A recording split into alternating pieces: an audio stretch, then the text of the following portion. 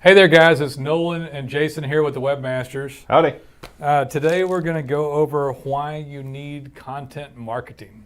So, really basic stuff, but a lot into it, right? But I mean, the basic stuff is the stuff that's incredibly important. My bad. People are interested in us.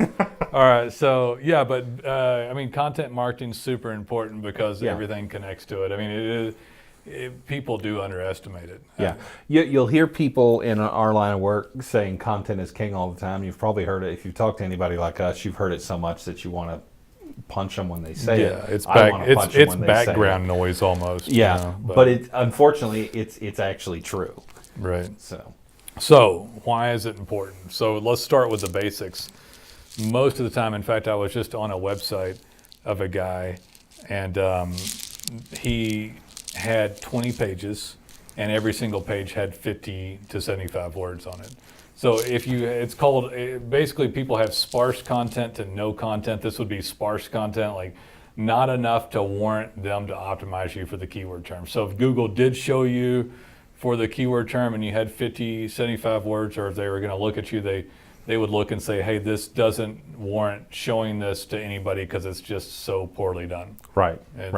There's not enough here to read, and people will make comments like, oh, well, people don't read the content. Well, they do if they want to read it. Right. If you don't have any, you took away the option for them to read anything. Right. And just as a side note, it doesn't matter if they read it because Google reads it. It doesn't matter. And Google decides based on that content whether to show your site. And so if you think your customers don't read it, I'm not even going to argue the point because it doesn't matter.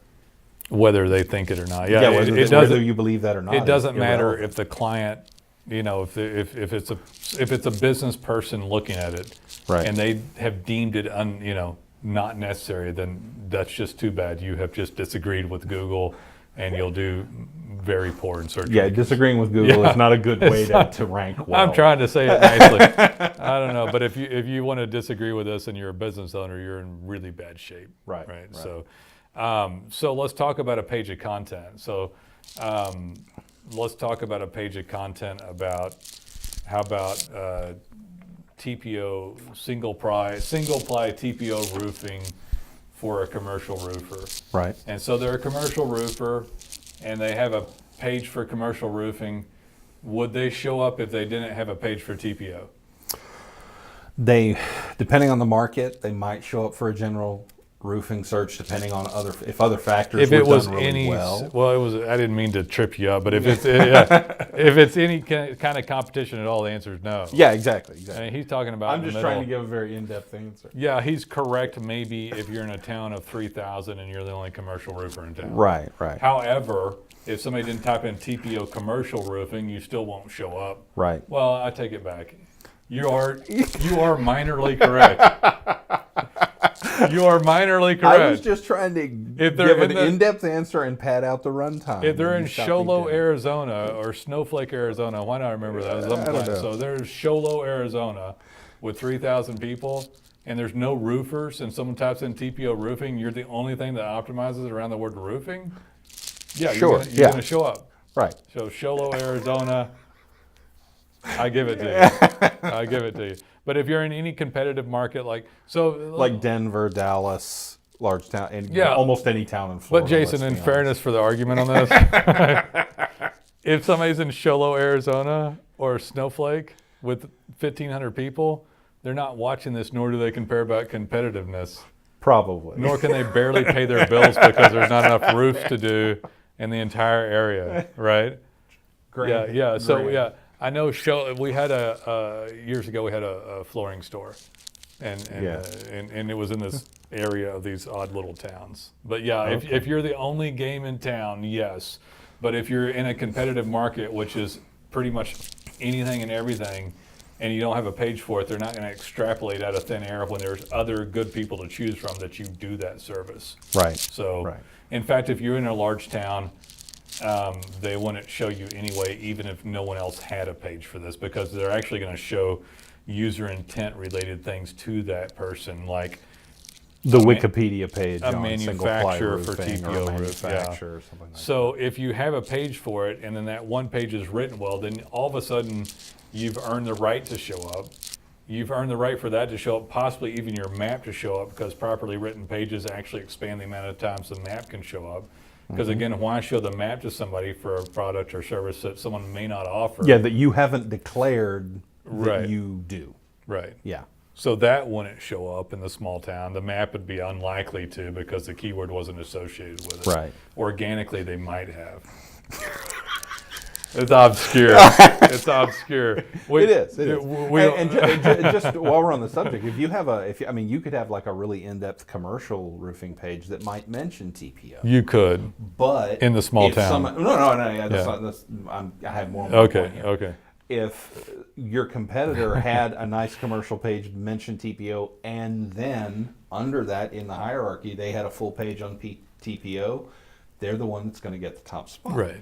Because Google does not rank you based on how nice a guy you are, how much you need the business, or how good a roofer you are. Right. They rank you on the quality of your web effort and largely the quality of your content. Yeah, the whole digital marketing effort, I guess, but the content is going to, there's just simply no basis for it without the content. Right, exactly. And that's the only way Google knows what you do or what you want to show up for. So yeah, on the TPO page, you could talk about single ply or thermal polyethylene, I think, or whatever, and then all of a sudden that one page optimizes for dozens of keywords. Right. So over and over again. So if you had a site that has dozens of pages about services, then you can show up for hundreds and hundreds of keywords, because each page has nuanced variations of the keyword for that page. But not only, and that was one thing I threw out in that, but not only is it the page content that shows up for the organic, but also the mapping has no chance of showing up either if it's not a primary category keyword. Right. So if it's a primary category keyword like a roofer or plumber or whatever it is, or dentist, or they're going to show that up. But if the dentist doesn't have all their services underneath there, the map won't just assume. So Yeah, the map will not assume that this particular dentist does this specialty. this particular kind of obscure implant surgery. Right. You know, since we're talking about dentists. Correct. You'd have to have a page talking about that specific thing, and then Google says, oh yeah, someone's searching for that. This guy that's only 2 miles from him does it. Boom. We did not know the general dentist category of dentists also did this type of cosmetic procedure. Right. Now that we know that, then the map says, oh, the map can pop up. Right. So the organic effects just, I don't know. So what else is the organic effect? So as far as that dentist is concerned, they pick categories in there, but there's not enough categories to count for every type of service there is. That's where the content expands the categories that whatever type of business it is might have. Right. So what else does content do? Well, it changes. It should be added to. There's something called blogging. Blogging is important just for changing content, and a blog page written well that isn't like a temporary blog entry can optimize high for years and years and years. Right. So on those blog entries. So when we do blog entries now, they're really large, in-depth blogs. They're like in-depth articles, not just quick little Let's blog blurbs. because we think we're supposed to as a digital marketing agency. Right. Yeah, so that's what almost everybody does.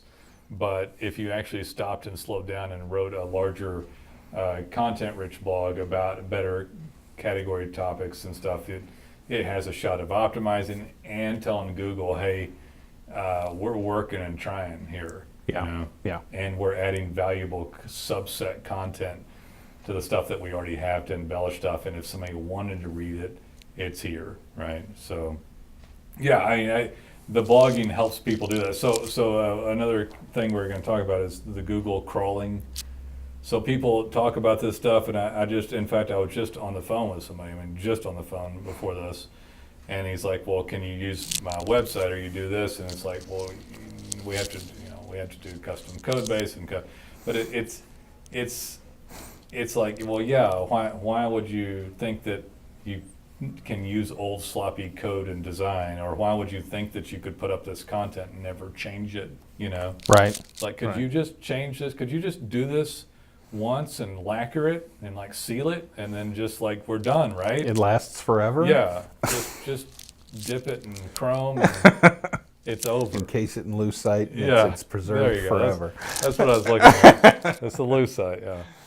Anyway, but yeah, that doesn't work that way, because then you're this stagnant thing that's supposed to be dynamic. Right. Other things are dynamic, like reviews and work outside the site and work in your Google My Business account and Google Map postings and things like your social media and reviews across the web. Those all affect it, but content needs to be changed just like everything else. Right. So Needs to be changed, needs to be updated. Google needs to see.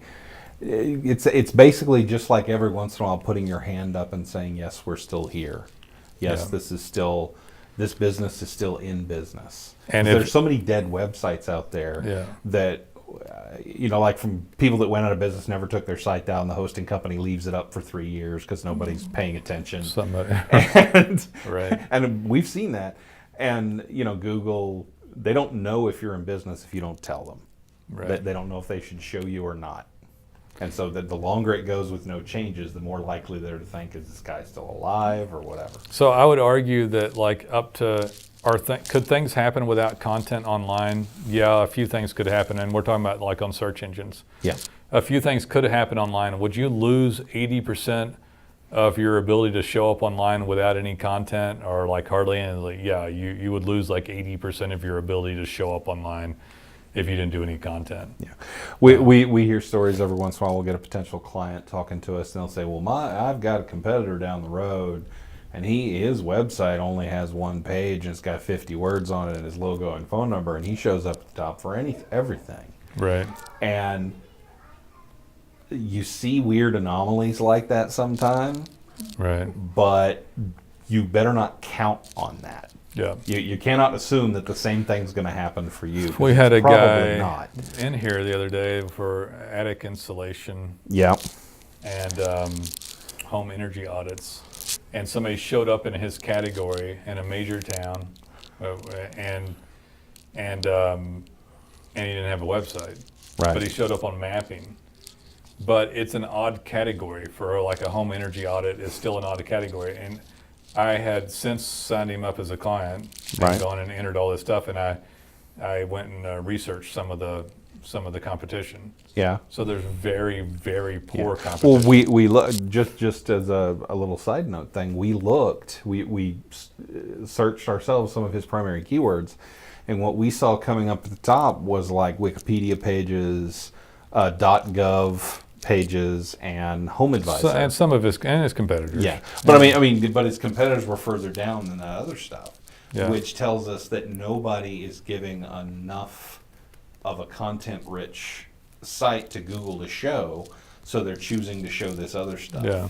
Google will, if you have a local business providing X service and you provide good content on your website, Google will favor you. They'll give you some favor because you're relevant to search and user intent. Right. It's not that some people might look at a lead site, so they'll speckle some of that in. Yeah. But they do want to show local stuff because a lot of people like to go directly to it. They don't want to have to shop through the lead site to find local people. Exactly. But yeah, so I went and looked, and there's he has very little quality competition. And the point is on this, when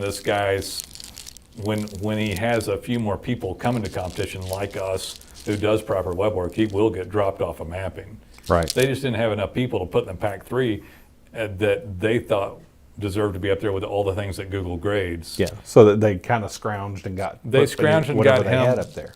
Presumably because of some of the other weighted factors the algorithm gave credit to, like how long he'd had the Google account. Right. So he'd been up there for a while, but at the point to where the shining example of great work that we put up goes up, they're going to go, oh man, this guy's much better. Get this guy out of here. Yeah. So but that was on an obscure, odd category, and that is unusual to happen. And I would also argue that pretty much anybody looking into this doesn't have that situation. Right. You know. Yeah.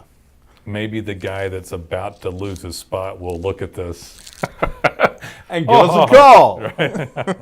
But yeah, that's how stuff, if people do fall in ranking, that is what basically happens. That's basically, we described like a little facet of the essence of algorithmic search and optimization. Yeah. So people get spidered or deemed to be better because more stuff was done, and therefore they fall away. It also validates the point of where we started this out, is that this stuff needs to be done and done regularly and updated because people are competing for this, and then the grade is given by Google. Yeah, and just because you've seen your competitor up and he's been up there, we hear this all the time. Those other guys been up there for years.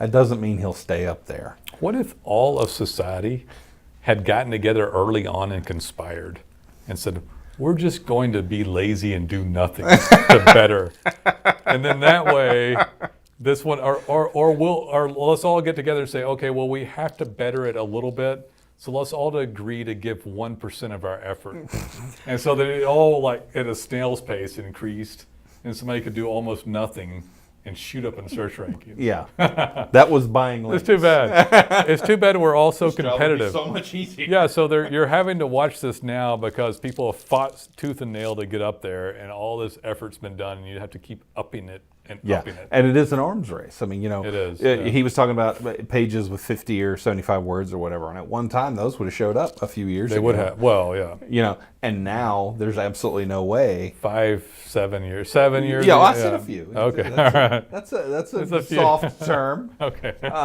But now it's like 500 minimum, maybe more. Depends on the category. Yeah, depending on the category, how competitive it is. That's why you'll hear, you'll hear us throw out little, depends on this, depends on that, little caveats all the time, because everything. I actually did pretty heavy content for this guy. He had multiple 750 word pages that I put into it. Cool. There was a few things that competed. He had, but we're only having to beat like 2 or 3 people we're going after. And none of them had much of an effort. There was one good one. I liked it. Was there? They had a drop down for radiant barrier, and the radiant barrier drop down had multiple questions under that were similar to related search on Google. What is a radiant barrier? We could do a How do you install a radiant discussion on related search. How do you install a radiant barrier? How much do they cost? What's foil compared to aluminum barriers? And so they had all that was actually pretty brilliant. And that's cool. So we don't ever copy anything, of course, but we definitely added some of that flavor. And we don't copy, but we will. What's the word I'm looking for? It's a better mousetrap. I mean, we added a lot of those pages. And combined with everything else, they're going to get they're going to go up there. Listen, this. There's no doubt that it's not better. Yeah. It's just that will it react immediately? Some of it will react immediately. Will they beat him over the course of time? Yes. Will he get response immediately? Yes. Will he beat him on all those keywords for that category? I don't know. Maybe. He might. It's almost always a maybe. Yeah. Because we don't own Google. We don't own Google. Yeah. If we owned Google, I personally would not be sitting here right now. I would not be hanging out with Jason. Not a chance in hell. Hey, it's a joke. You cross away from me. That's rough body language there. Yeah, there. I don't know. I'd on my own island somewhere, right? Several, yeah. My own country. Yeah. All right. That is enough, man. I think so. All right, guys. I hope you believe in content marketing. And by the way, we have a lot of people here that write content. I forgot to tout those people. Almost half our staff is content writers, if that tells you how they're important it is. degreed before they get hired. Mm-hmm. They get vetted out. There's an editor, a creative director / everything else, right? Management over everything here. Else Director of operations. And so there's multi-tiered levels of it. They get trained constantly. We've got a great crew to write the content that you need and then stay after it. And we hope to hear from you. Take a look around and then give us a call. See ya. Bye-bye.